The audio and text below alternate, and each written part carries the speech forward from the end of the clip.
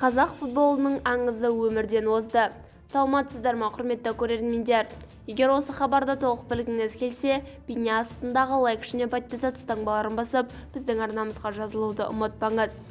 Қазақ футболының аңызы сейілді. Байқашев дүниеден озды.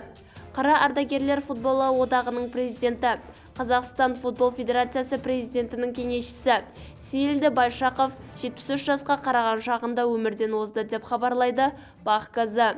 Сейілді Икрамұлы, КСРО спорт шебері, халықаралық дәрежедегі спорт шебері, қара еңбек сіңірген жаттықтырушысы болды. Ұзақ жылдар бойы алматылық Қайраттың капитаны болып, КСРО ұлттық құрамасында ойнады.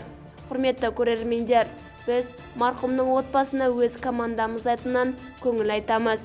Сіздер де бір ғана лайк түймесін басып, көңіл айта қойыңыз. Сау саламат болыңыз.